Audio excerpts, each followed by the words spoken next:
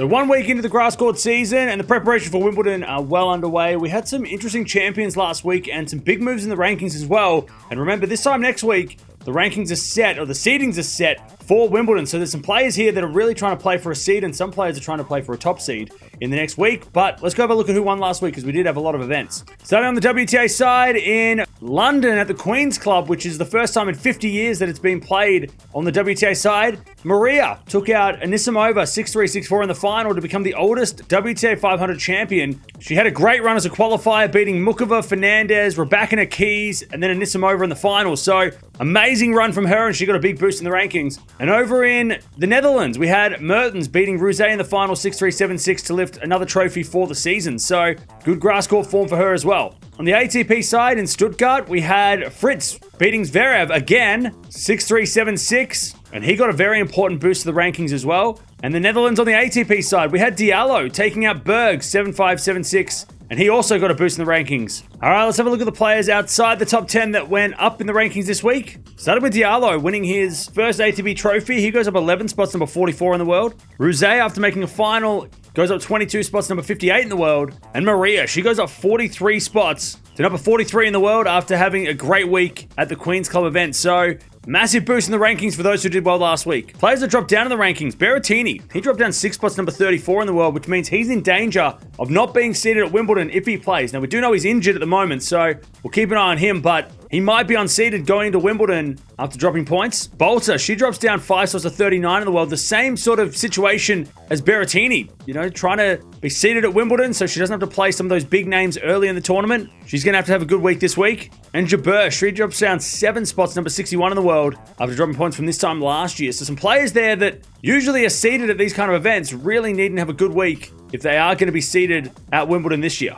I'll start with the women's side of things and the top 10. We had a couple of changes, but no change at the top with Sabalenka at 1 and Gauff at 2. Pegula stays number 3, but Zhang, she goes up to number 4, pushing Paolini down to number 5. And remember, top 4 seeds at Wimbledon don't play each other until the semifinals, so that could be a big boost for Zhang. She's just got to maintain it this week, and then she will be the number 4 seed at Wimbledon. Keys also went up to number 6, pushing on Draper down to number 7, and Swiatek goes down to number 8. Navarro went up to number 9, and Badosa went down to number 10. So a lot of movement after 1 week of grass court tennis, and of course, most of these players are playing this week. I think Swiatek's the only one who is missing, so expect some more movement going into the seeds in a week at Wimbledon. Taking a look at the race of the finals now, and we didn't have any changes really, with Sabalenka staying at 1 and Gauff at 2, Keys at 3 and Swiatek at 4. On Draper at 5, Pegula stays at 6 with Paolini at 7, Raducanu at 8 and Svitolina at 9. But Anisimova, she goes up to number 10, pushing Alexandrova down to number 11 after having a good week at the Queens Club. So again, most of these players are playing next week, so expect some changes to this list as well,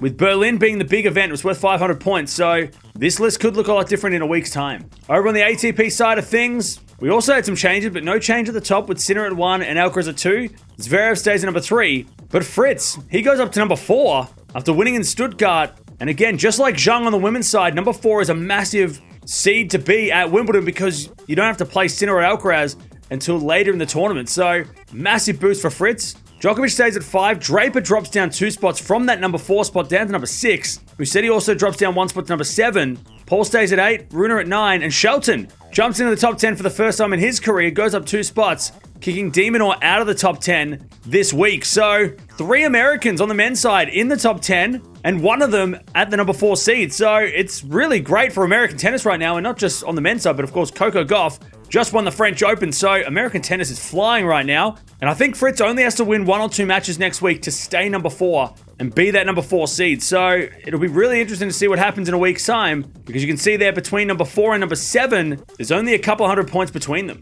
Having a look at the race to the finals now, and we have no changes really at all, with Alcaraz at number 1 and 2, Zverev at 3 and Draper at 4, with Musetti at 5, Djokovic comes in at 6, Ruud at 7, Paul at number 8, De Minaur at number 9, but Shelton, he jumps into that top 10, pushing Rune out of the top 10 for this week. So with two 500 events next week, we should expect some changes, especially because pretty much everybody's playing except for Ruud and Djokovic, and I think Musetti might not be playing as well. So we might even get some changes at the very top with guys like Draper and Zverev. So keep an eye on this list this time next week. It could look a little bit different. We could get some movement. So there it is. They are the rankings this week. A lot of changes after what seemed to be a kind of a quiet week with not many of the big names playing, but a lot of changes happened. And of course, this week, We've got 3 500 events, 1 on the ladies, 2 on the men's side.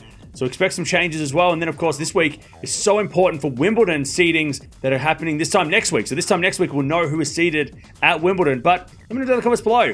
Who's going to take that number 4 spot on the men's side? Is it going to be Fritz? Can Draper somehow take it back and be number 4? Because remember, number 4 is so important to avoid playing guys like Alcaraz and Sinner until the semifinals. And you don't want to play those guys in a quarterfinal, especially the way they've been playing lately. You want to avoid those guys as late as possible in these tournaments. So that number 4 spot is crucial for those two guys, or for those guys who are in contention. I'm talking Draper, I'm talking Fritz. They'll be battling it out for that number 4 spot next week. But there it is, they are the rankings, and Wimbledon starting in a couple weeks.